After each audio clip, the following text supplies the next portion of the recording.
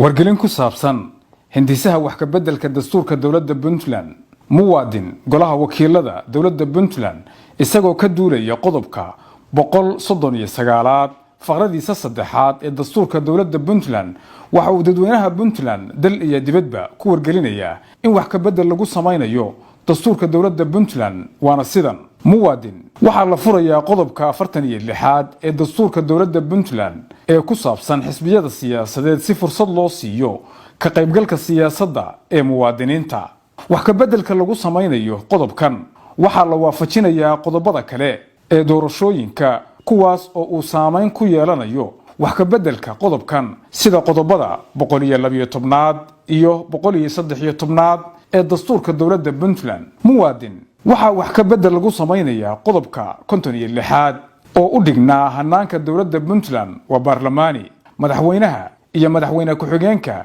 waxa dooranaya golaha wakiilada waxaana loo bedelayaa hanaanka dawladda Puntland waa dimuqraadi madaxweynaha iyo madaxweyne ku-xigeenka waxa si toos ah u soo dooranaya dadweynaha muwaadin waxa wax ka beddel lagu samaynayaa qodobka 64 ee dastuurka dawladda Puntland si loo waafajiyo qodobka 56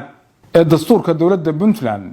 ee wax ka beddelka lagu samaynayo muwaadin waxa lagu darayaa qodobka 7 ee dastuurka dawladda Puntland ee dhulka iyo soohdimaha gobolka Gardafu oo 22 bishii 7 2013 golaha wakiiladu gobolnimadiisa ansixiyay haddaba waxaan dadweynaha sharafta leh ee Puntland ka codsanaynaa in wixii tala ah ee la xiriirta wax ka beddelka dastuurka dawladda Puntland lagu samaynayo ay noogu soo hagaajiyaan xarunta golaha wakiilada ee dawladda Puntland ama email puntlandparliament@gmail.com ama info@puntlandparliament.com